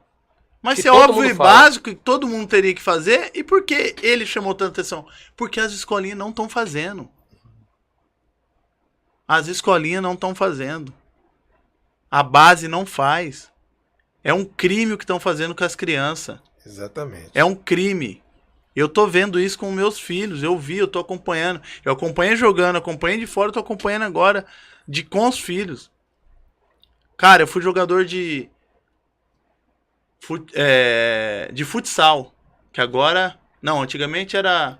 Futebol de salão. Futebol de salão, agora é futsal. Eu fui de futebol de salão. Se eu voltasse de um jogo de futebol de salão, sem fazer 5 gols, eu chegava bravo em casa. O jogo do meu filho hoje de 10 anos é 1-0, 0-0, 2-1, 1-1. Mas sabe o que é isso? É que você tem que tocar pro lado, você tem que passar, você tem que tocar. Toca aqui, volta aqui, toca aqui, faz assim. E isso, se fosse só no futsal, menos mal.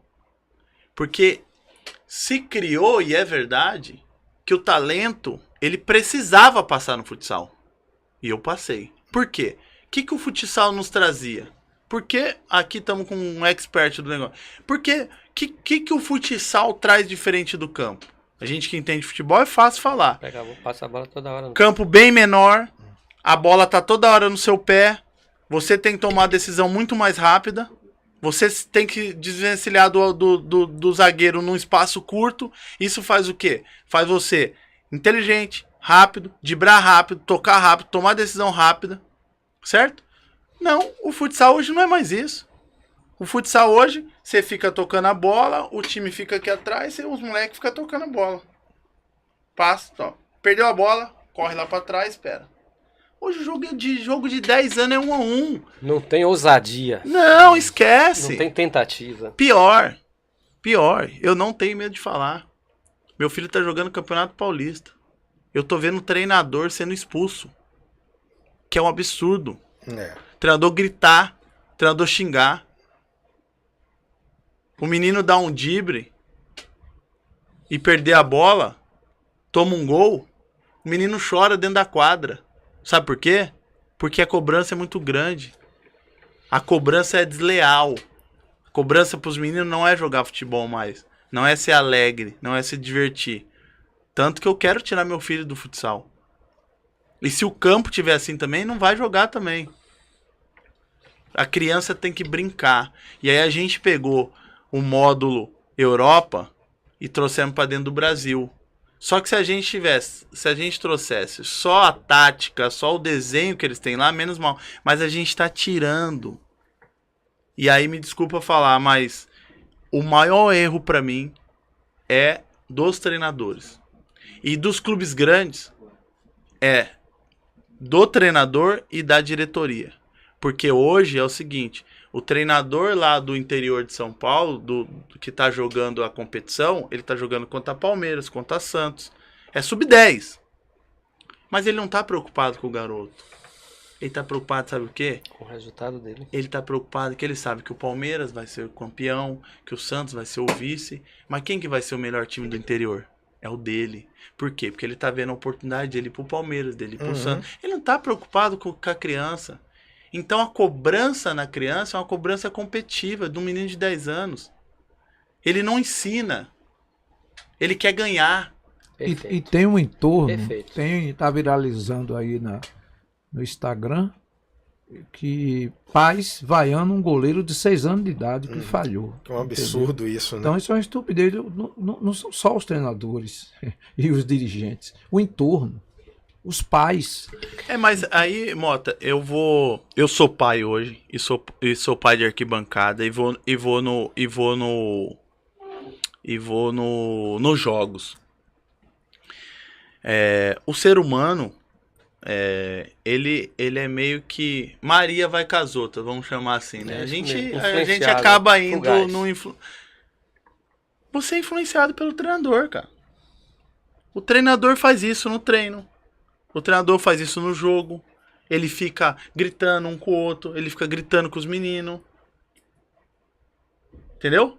Eles brigam o treinador entre eles. Isso eu tô falando categoria 10, 11, 12 anos, que é um absurdo. Tem briga de pais nas arquibancadas. Sim. Por quê? Porque os meninos hoje, eu já briguei com meu filho várias vezes, o Nicolas. E ele vai ouvir isso aqui. Acabei de falar, quando eu saía do jogo do futset, do futebol de salão, eu não fazia 5 gols, eu ficava bravo. Hoje a vitória do meu filho é quando eles tiram uma bola de um perigo, que eles fazem assim, ó. Eu falei, irmão, filho, se eu for no jogo, eu te pegar fazendo isso, você vai sair. Mas por quê? Ele não tá errado. Quem é o treinador dele? Quem ele tá vendo? O que ele tá treinando, né? Isso não é, eu tô falando dele, mas se você for, são os meninos. Então eles estão empolgados, eles se empolgam porque tirou uma bola. Não é porque fez o gol, porque deu um drible, porque deu uma carretilha, que deu não. Acabou, tá acabando isso. E são profissionais, e aí, desculpa falar, mas são profissionais que nunca jogaram futebol e que estão matando o futebol. Muito por despreparo de nós, ex-jogadores, isso eu concordo. A gente teve muita dificuldade. Hoje um pouco menos, bem menos hoje. Os atletas estão se profissionalizando pós-carreira.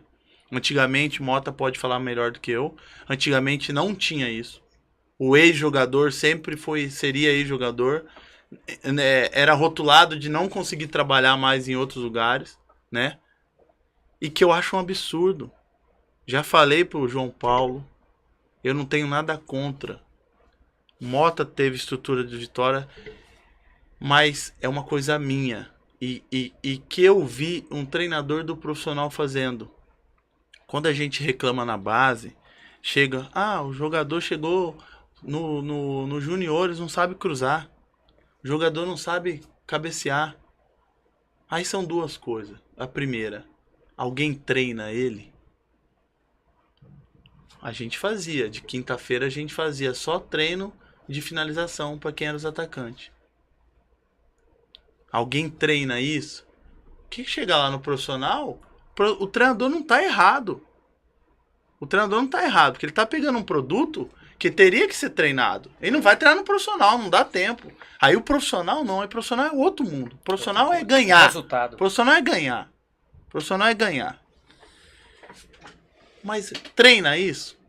Eu treino. Quem que treina? Sabe? Conhece? Quem já que chutou a treina? bola? Como que o cara vai falar pra mim? Como que o treinador no Sub-15 vai falar pra mim que eu vou cabecear uma bola errada? Como que ele vai me ensinar? Quem foi ele? Não tem nada contra quem não foi jogador de futebol. Mas se eu tivesse um clube hoje, principalmente nas categorias menores, mesmo eu tendo estudiosos, eu tenho que ter jogador. Eu tenho que ter jogador. Simplesmente por uma coisa, eu vou até te interromper. A melhor forma de se ensinar é simplesmente, não é pela palavra, é pelo exemplo. Como um treinador que não sabe bater numa bola, que não tem experiência de campo, ele vai conseguir dar esse exemplo só com a teoria, sabe? Eu tô achando assim perfeita a sua colocação, assim, Isso, maravilhosa. Reginaldo, que eu queria Então, falar. Eu quero, no meio do podcast, lhe parabenizar por tudo que você falou.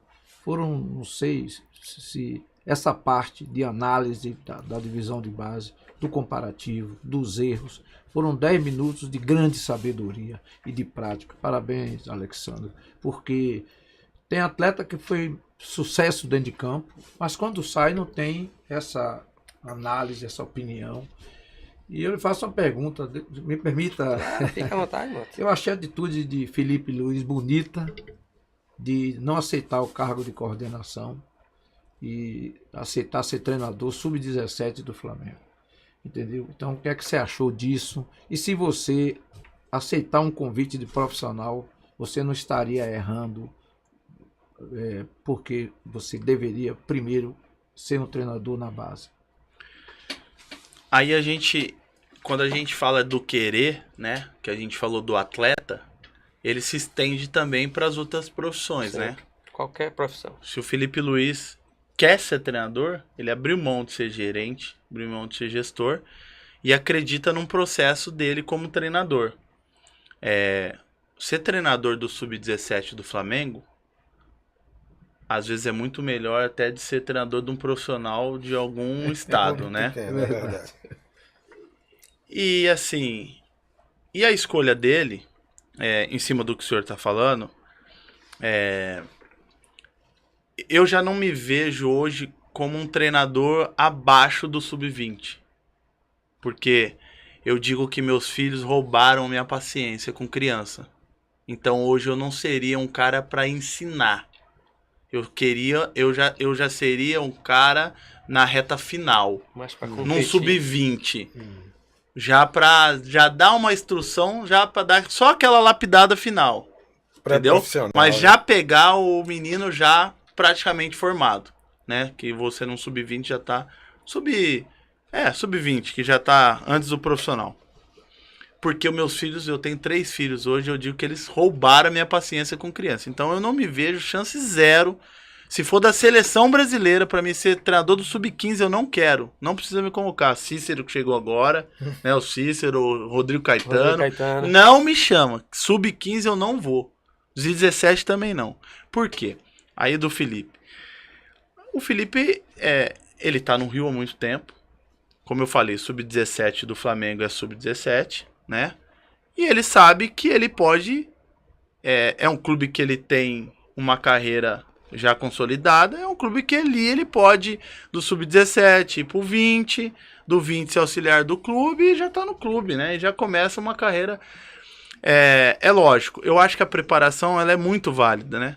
Se eu pudesse falar assim, se eu pudesse fazer assim, cara, eu vou ficar um ano no sub-15, um ano no sub-17, um ano no sub-20 e depois eu vou pro profissional. Eu acho que seria a melhor escolha. Até humildemente dizendo, para você tentar conhecer, passar Processo. por tudo. Processo, né? Né? Sim. O que eu cobro de quem não jogou futebol, ser treinador, né? É lógico que hoje eu sendo treinador, graças a Deus eu tenho credibilidade para ser treinador, porque eu passei 20 anos, 25 anos fazendo E isso. você fez as duas coisas, né? Você tem a parte prática, quer dizer, vivendo com o objeto, e você, na verdade, se preparou, né? O Você curso fez mais cursos. profissionalizante que tem do mercado hoje eu fiz, que é da CBF. Não tem nenhum curso que credencia mais do que a CBF.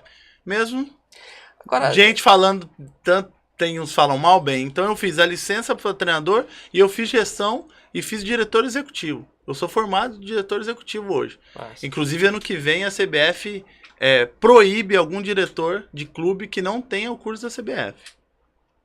Qualquer diretor de clube profissional vai ter que ter o curso da CBF como a licença de treinador. Isso eu achei bastante interessante também. Mas o que eu falo é que nessa montagem final do Felipe, dizendo do Felipe, eu acho que a estratégia dele é muito boa. Eu acho que é assertiva, né? Ele vem pro Sub-17, que não é tão pequeno também, não é o profissional. Tá num clube grande estrutura, vai participar de competição, pega jogador muito bom, ele vai conseguir botar aquilo que ele quer. Sim, sem dúvida nenhuma. Eu acho que é assertivo. A gente está chegando ao final. Um bate-papo assim maravilhoso. Sua participação, pô, show de bola. Acho que cabe uma reflexão. Eu costumo falar, Alexandre, que a nossa proposta aqui não é simplesmente aparecer na mídia, sabe? A gente aqui está encampando um movimento. É um movimento que tem a ver com tudo que você falou, sabe? Não querendo desmerecer os profissionais que estão no mercado, porque a gente entende que cada profissional está separadinho no seu canto e ele não tem como... Ele, eu acho, também até um pouco de vítima do próprio processo, porque caberia, eu acho que a própria CBF organizar, criar esses processos para você ter uma metodologia assim, muito bem definida, sabe? Para onde quer chegar o futebol brasileiro, entendeu? Nós temos uma identidade, então devemos seguir o que fazer para não perder essa identidade. Eu acho que a CBF, talvez como a AFA tenha feito na Argentina, não sei, porque a Argentina não fugiu, não perdeu a sua raiz, a sua identidade. Então acho que caberia muito a CBF aí, e a gente costuma falar, a gente não está criticando, sacaneando, não. Não, pô, bate-papo, a gente está externando a nossa opinião, entendeu? Pessoas que vivem na bola. Inclusive essa é a minha opinião muito forte quando eu falo do treinador de base, que eu falo. E eu gosto sempre de pontuar bem, porque eu não falo que não tem que ter. Não, sim, lógico, eu entendo. O cara que é os chamados estudiosos que estão falando agora, né? Sim. No curso eu me bati muito sobre isso e eu expus a minha ideia. É que eu acho que é o seguinte, eu tive isso no profissional, que é mais difícil. E eu dei um exemplo dentro do curso da CBF, vou dar um exemplo aqui. Eu tive duas situações da mesma situação. Eu tava um jogo perdendo de 3-0. 3-0. Campeonato Brasileiro, eu tava perdendo de 3-0. Treinador. E eu tava no campeonato brasileiro também, só que da Série B. E o treinador e a gente perdendo 3-0 também. Esse primeiro episódio, perdendo de 3-0 no campeonato da Série B, eu tava jogando no Sport. E o treinador, a gente perdendo 3-0, ele não jogou futebol. Ele entrou no vestiário e falou assim, calma. 3-0. Você sabe o que é perder 3-0? 3-0, você tá perdendo 3-0 no intervalo do jogo. Tem jogador que não tá falando com o jogador. Às vezes o pau já tá fechando dentro do vestiário. 3-0, ninguém vai virar 3-0. Eu não lembro de eu ter virado 3-0. Eu não lembro de ter virado nunca. É raro. Eu não lembro. Graças a Deus eu perdi poucos jogos assim de goleada, mas eu não lembro de ter virado um jogo perdendo de 3-0. Esse treinador entrou no vestiário e falou assim, calma. Todo mundo já falou? Calma. Agora é o seguinte, a gente só precisa fazer o primeiro gol. Eu falei, tá bom. E o meu time do Sport era o time todo de cara experiente. Nós precisamos fazer o primeiro gol. A gente vai fazer o primeiro gol, agora a gente vai voltar, apertar o time, nós vai voltar e vai fazer o primeiro gol. 3-1. Quando a gente fizer o primeiro gol, automaticamente, o time já vai dar uma assustada e a gente vai subir e vamos fazer o segundo. Confia em mim. Com 15 minutos a gente fez 2 gols. Treinador é profissional, não tô falando de base aqui não. Alguém tem dúvida aqui que a gente vai empatar o jogo? Alguém tem dúvida que a gente fazendo 2 a gente empata o jogo? Os caras vão ir lá pra trás, a gente vai pressionar. Alguém tem dúvida que a gente empata o jogo? Não. Beleza. E agora vocês já sabem, né? A gente tá perdendo 3-0, empatamos o jogo, ganhar é de menos. Mas a gente vai ganhar, fica tranquilo. Vambora! Bateu o pau e vambora. 7-1. Nós tomamos foi 7. 7-1. A probabilidade maior era essa. Sabe por quê? Ele nunca jogou bola, ele não sabe o que é perder de 3-0. Ele não sabe o que é. Ele nunca tinha vivido isso dentro de campo, a sensação. Ele tava falando ali, fazer o gol, fazer o segundo, os jogadores estão na cabeça ali. Sabe o que eu tava na cabeça? Esse cara é maluco. Nós vai tomar mais. Porque o jogador sabe. O jogador sabe. E o cara tem que estar preparado para essa situação. E o outro treinador, eu dentro do Maracanã, tomando 3-0. O treinador entrou. Dorival. Entrou. Não é porque tá na seleção, não. Entrou e falou assim: já brigaram? Já discutiram? Tá bom. Vamos voltar agora pra nós não tomar mais. Eu tava no Cruzeiro. Porque senão a gente vai apanhar lá na... Vai apanhar lá em BH a hora que a gente chegar. Então agora é fechar a casinha pra não tomar mais. Ou alguém acha aqui que a gente vai empatar o jogo ou ganhar? Alguém acha aí? Alguém acha? Pode falar. Não, né? Então tá bom. Então vamos fechar a casinha pra nós não tomar uma goleada aqui e não apanhar lá. Vamos pro jogo. 3-0. Aí eu te pergunto, quem tava errado e quem tá certo? Quantos jogos você já viu alguém virar o jogo? Raro, pode empatar? Pode virar? Pode. O Palmeiras esses dias virou do Botafogo. Mas muito uma raro, outra, a gente muito não raro. lembra outro. Então, essa é a vivência do campo. E que nós estamos falando de profissional. Imagina na base. Como eu pego um treinador de base para ensinar um menino, para bater na bola, para virar um jogo, né? Para estimular o menino o que é uma competição, o que é jogar bola, o que é tomar uma trombada. Então, quando eu falo dos estudiosos, eu não sou contra, até porque eles se preparam muito e tem muito cara muito melhor do que jogador, muito melhor. Tem alguns, sim. Tem muitos. Inclusive, cara é bom mesmo. Mas, aqui tá o cara que eu posso falar do lado. Se eu tivesse um clube, jamais eu teria só o estudioso nas categorias principais. Quais que são as categorias principais da formação do atleta? Me fala aí, o senhor que é expert. O senhor acha essencial? Tem as categorias básicas, que é infantil, juvenil e júnior, que todo clube começa com eles. Agora, se você puder começar antes, é interessante, porque tem uma série de coisas que a ciência diz que é melhor você começar com 5 anos, com 6, com 7. Então você imagina na divisão de base de um clube, como o Vitória, como o Bahia, num sub-10, que eu tô dando exemplo por causa do meu filho, que é o Nicolas, que eu tô vendo que ele tem um talento, mas ele precisa melhorar algumas coisas, sabe? Uhum. Mas por que eu vejo isso? Porque eu joguei. Sim. Por que eu tô vendo? O treinador que não jogou pode ver? Pode, até um limite. Ele não vai ver o que eu vejo. Desculpa falar. Visão Estou falando eu.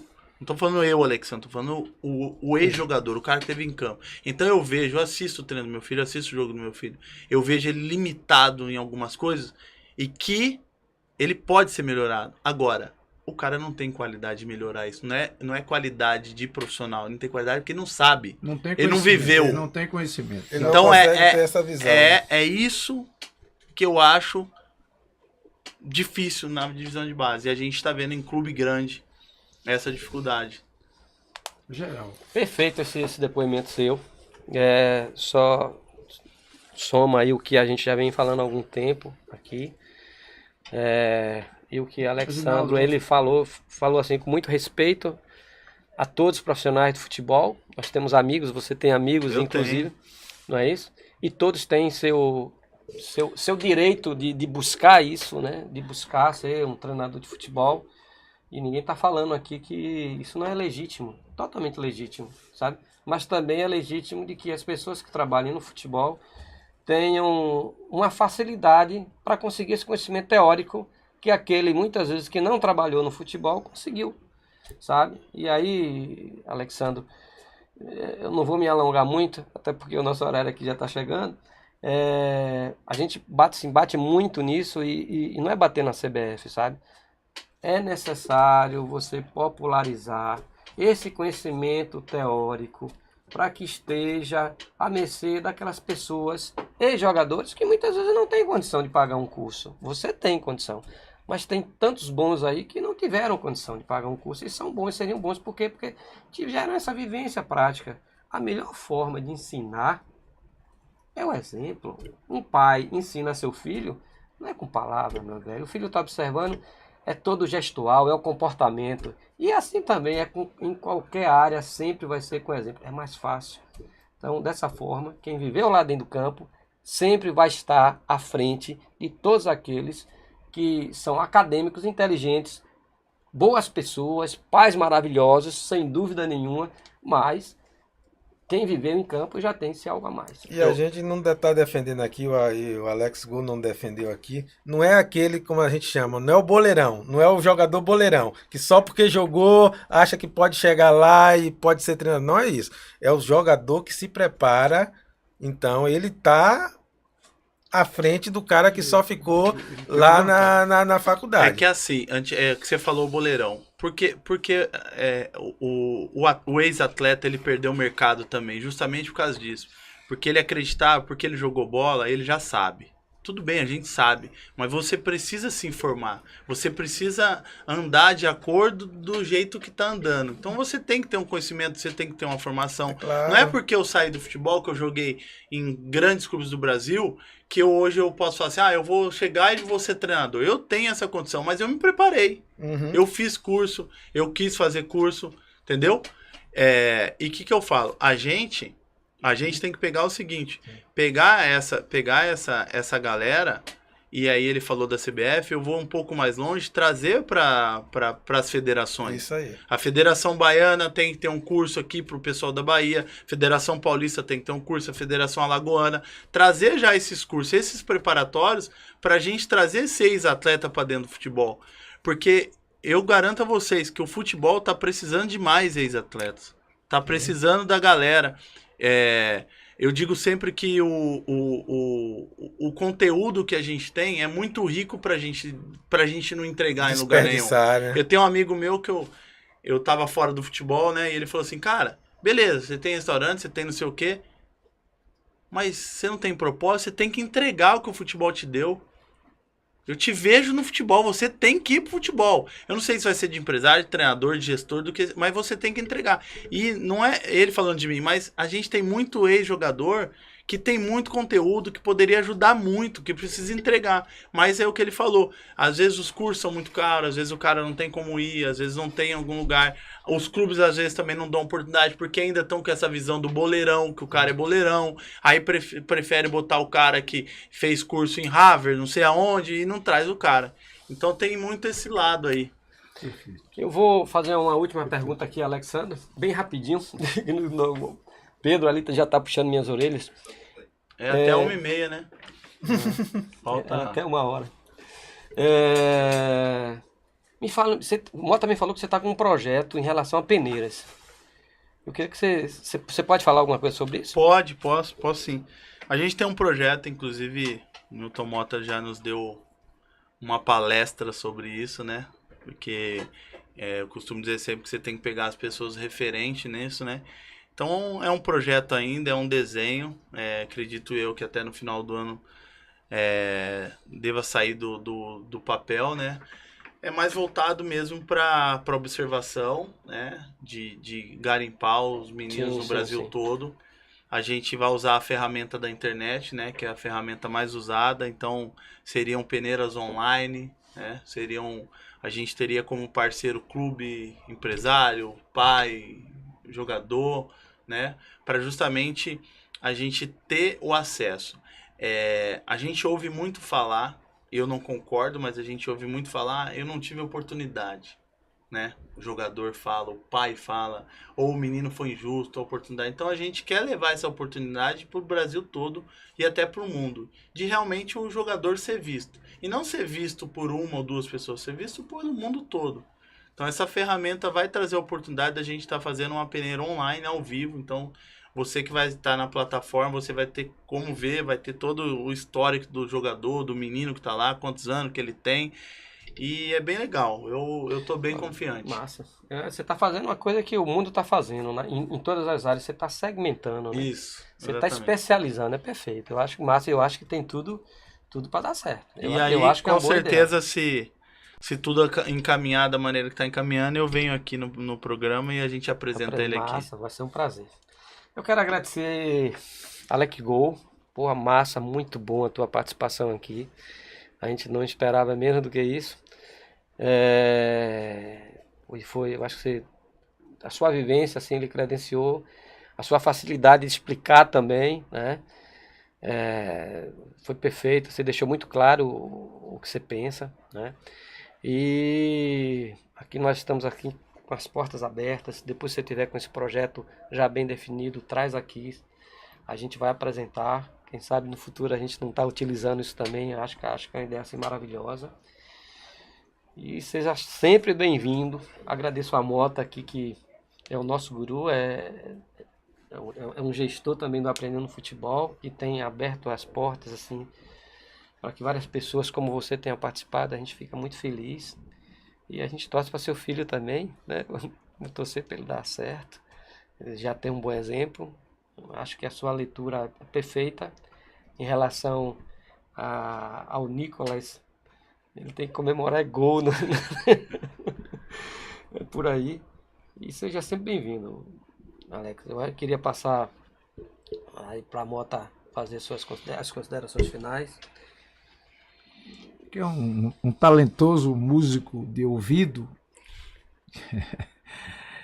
e depois foi para a faculdade de música. Então, Alexandro, ele tem uma vida cheia de experiência, deslocamento, alojamento, viagens, momentos bons, momentos ruins. E isso é interessante, faz dele uma pessoa assim abalizada para vir tocar em assuntos que todos nós gostamos, que é o futebol. A gente só tem que agradecer. E a par de tudo isso é que a gente fala. A simplicidade, a humildade, isso aí tenho certeza que é um excelente pai, entendeu? Foi um excelente filho. E é uma pessoa assim que nos encheu de orgulho e satisfação de recebê-lo aqui. Um abraço. Riva. Eu não esperava menos, já tinha acompanhado alguns podcasts que a Alex participou. Realmente conhece de futebol, tem umas ideias bem assim alinhadas com o que a gente vem falando aqui no nosso podcast, e seu colega está com razão. Você não pode ficar fora do futebol, não. O futebol precisa de pessoas que têm antenados, que têm as ideias que você tem. Muito bom estar com você aqui. Não, obrigado, eu que agradeço. E vou deixar um comentário final, na verdade, um exemplo final, né? A gente está falando de divisão de base e agradecer a oportunidade de estar aqui falando com vocês. O meu filho, o Ian, tá com 18 anos, está indo para o Marília, né? E o Nicolas, meu filho, hoje é um cara que a própria Nike já está acompanhando ele. E ele está jogando no Primavera de Indaiatuba, que é onde eu estou morando, em Indaiatuba. E eu como pai, e a gente fala muito papai aqui, né? Lá os próprios pais, né? Porque o Nicolas, ele foi convidado pelo João Paulo para ir Palmeiras, pro Grêmio, pro Biasotto no São Paulo, pro Red Bull, e os caras falam assim, cara, você tá perdendo a oportunidade do seu filho ir para esses grandes clubes. Aí eu falo assim, não, meu filho ainda é uma criança. Ele não é um atleta ainda. Ele ainda é uma criança. Ele ainda é uma criança. Eu quero meu filho ainda perto de mim. Eu quero ele brincando de bicicleta. Eu quero ele soltando pipa. Eu quero ele brincando. Eu não quero dar responsabilidade para ele ainda de treinamento, de estar num clube grande. Por quê? Porque daqui a 5, 6 anos, porque pro Palmeiras, pro São Paulo, qualquer clube, eu tô dando exemplo aqui, ele não é uma criança. Ele é um produto, né? Ele é um produto. E daqui a 5 anos, esse produto o Palmeiras pode me entregar de volta.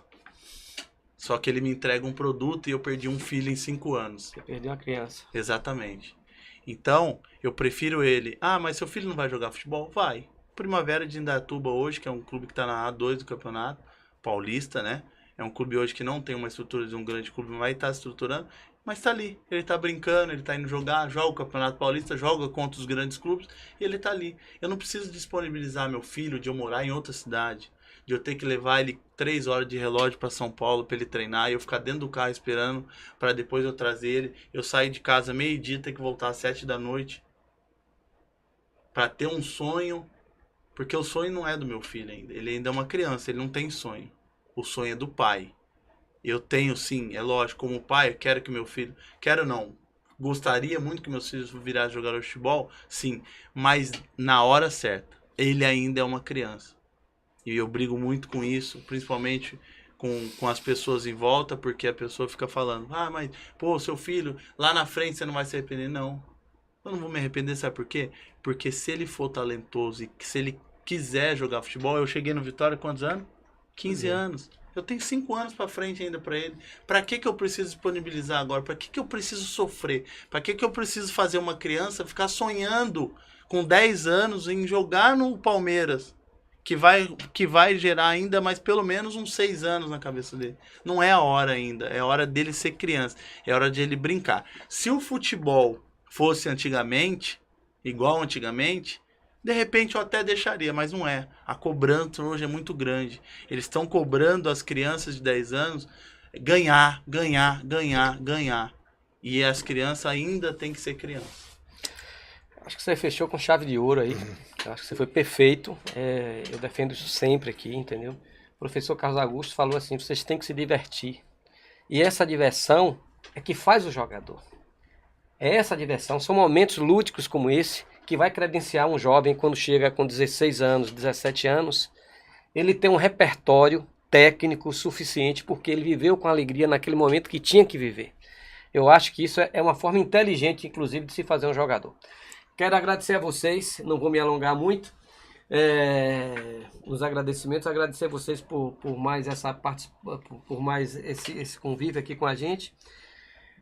Peço para que divulguem o nosso perfil, né? Aprendendo Underline Futebol, também no YouTube Aprendendo Futebol, e a nossa intenção é essa, é colaborar com vocês, com depoimentos assim emocionantes como esse, né? E que retratam exatamente o que está de repente acontecendo com você, pai, com você, treinador de escolinha nesse momento. Pense muito bem, avalie cada coisa que Alex Gol falou aqui, viu? Nesse aqui a gente pode confiar. Grande abraço.